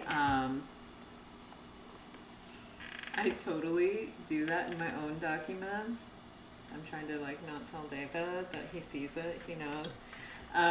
But yeah, I definitely do that, especially when I'm starting to write examples, because one thing that I found is that I think I have a complete translation, but then whenever I break it down piece by piece, I realize I forgot something, like subject-verb agreement, or like, I don't know, some feature that I said I would have. And so like forcing myself to say like where each thing is really helps me. For David, it doesn't help him, and so I mean, it's got two knocks against it. One, glossing is analysis, and so is therefore non-neutral, and so it should be banned. Second, it is so visually busy. It is absolutely useless. It just makes everything worse. I hate it so much. Ugh. it helps my brain, and so I do it. It's like how to turn one sentence into an entire page of just garbage text. It's not garbage if it helps. Just That's because the it thing. doesn't help your brain doesn't mean it doesn't help other people's brains. But that's also just the half of it, though. It's also analysis. Yes, but if I don't do that analysis, I'm going to forget half of the little things that I said I was going to do in the language, which Yeah. means what? Language change because I can't remember how I was going to do it? Just do more examples then. Then that's a page of garbage because they could all be wrong. Why would they be wrong if you're doing them? Because the gloss helps me stay on track to be like, did I do this, this, and this? And it helps me stay on track. Like, where's my subject-verb agreement? Where's my class marker? Where's my whatever? And it makes me make sure I remember to do it. But then it doesn't make sense because, no. Just because your brain works differently than mine and Mateus's. It's not about that. It's about that. It's analysis, and it's changing the language. It's changing the text. Oh, Yeah, it really is. you're afraid of a little analysis. I enjoy a little analysis. Yeah, I'm afraid of bad analysis, which is mostly what I see.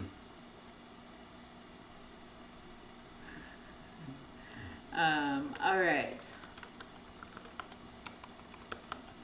is what's it called? Patientive. No, refusal. Oh, refusal. I thought you were talking about the next one. I knew what chart was below where I remembered it.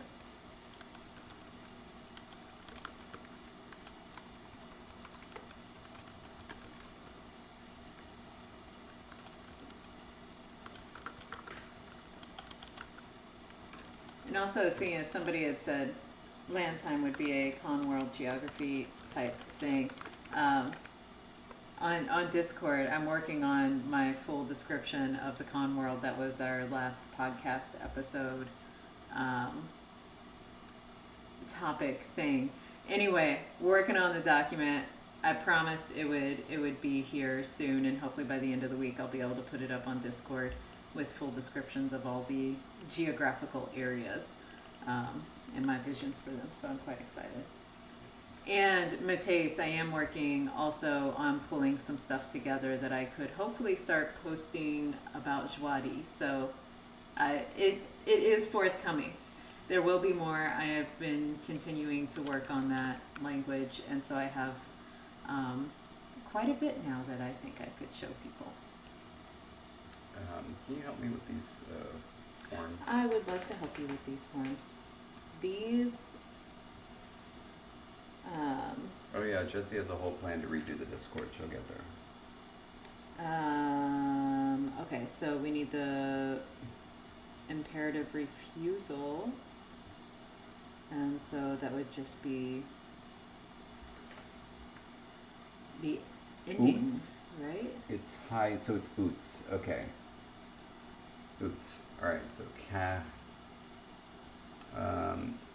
Oh, did you need to see the protoform? Sorry, that could have helped.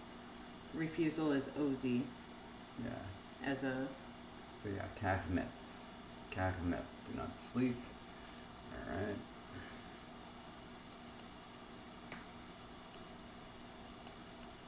And then just grab these all right now.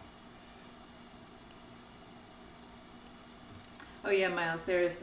And yeah, like David said, there will be new channels coming. I've got most of it done, and when I have the first posts ready to post, it'll be there. I'm hoping either by the end of the month or early October, I'll get those up. Do not chase the mouse.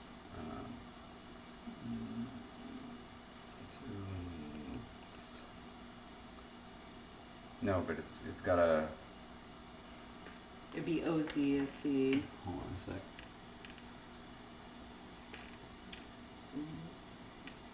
Yeah, Tsumutsutsu, that's it. Tsumutsutsu. Right.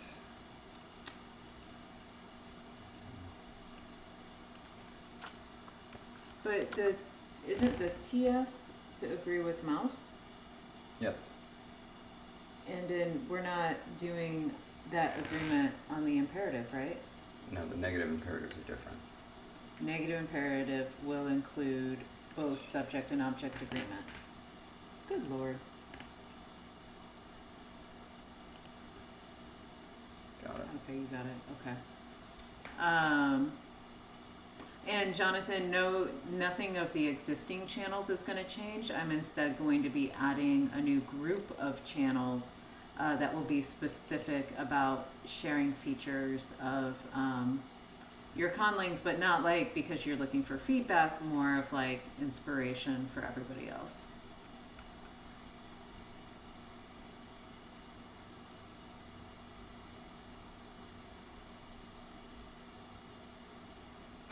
That's funny.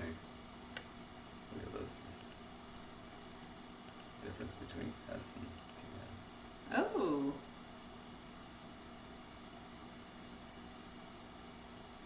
I mean, that's the way it's supposed to be. It's just kind of funny.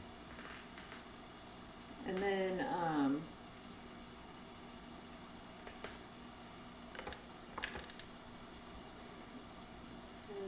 where's the give one? Yeah. So it would be, Yeah, that's the same. That's right.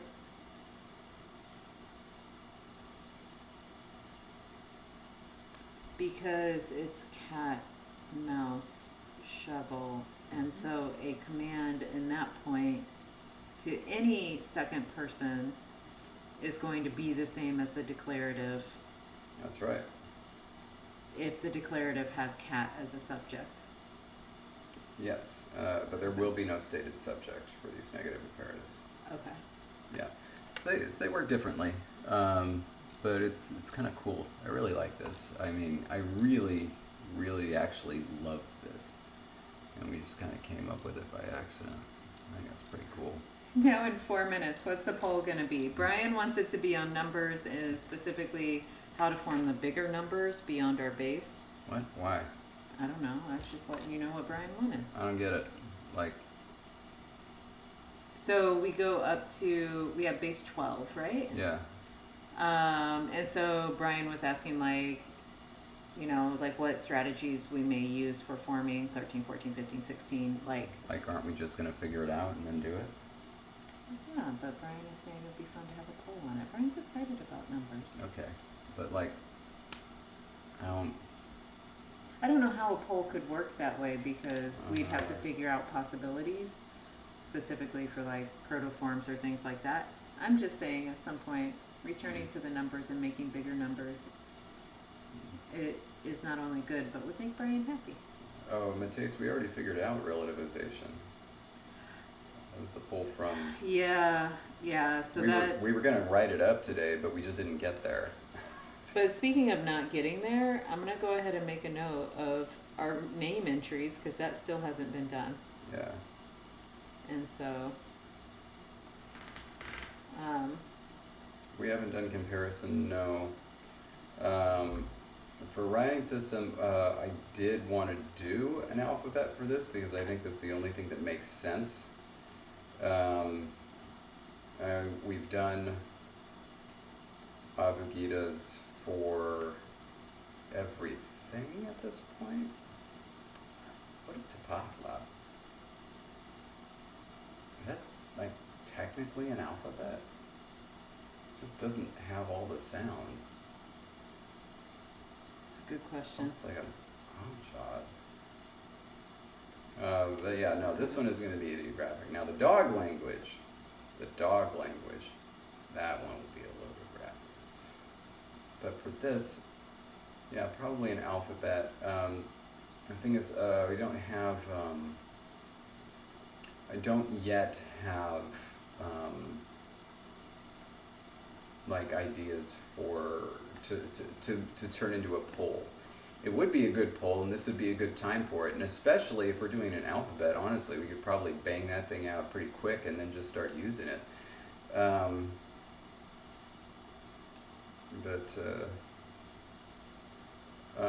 it's not. The Bahla. I don't know. What's the difference? The Bahla. I mean, it's barely different. The Bahla.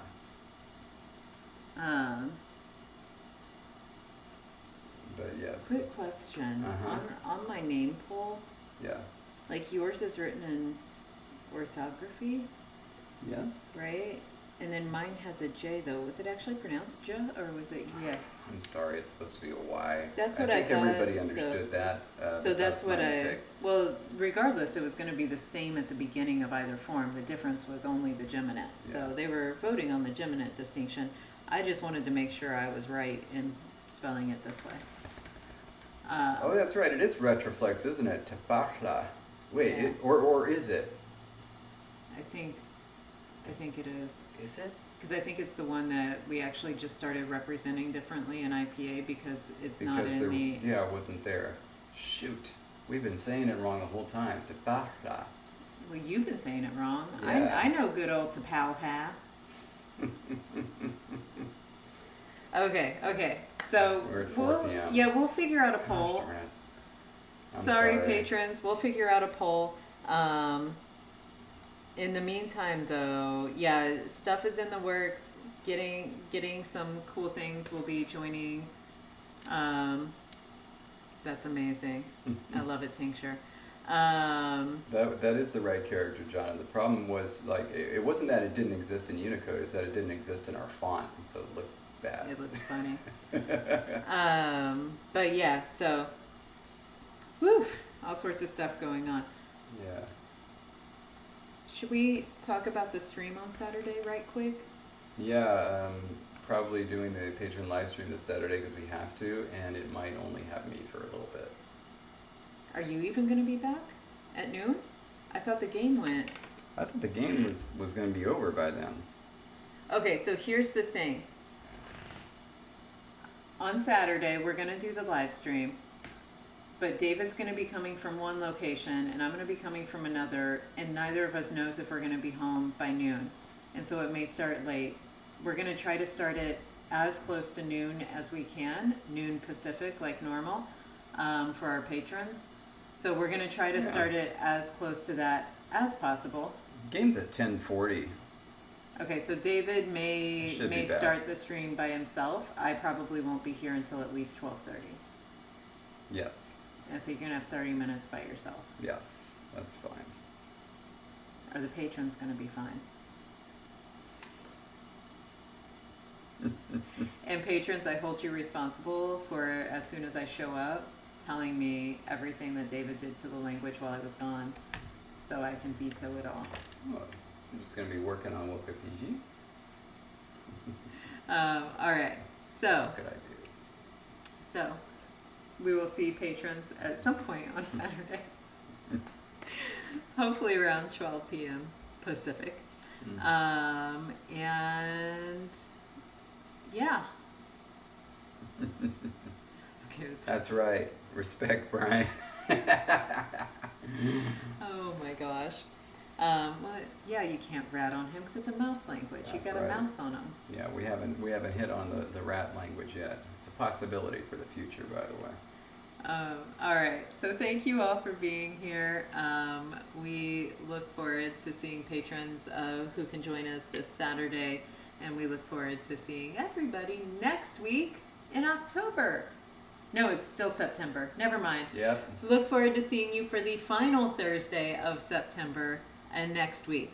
Yeah. In the meantime, stay grammar. Bye, everybody.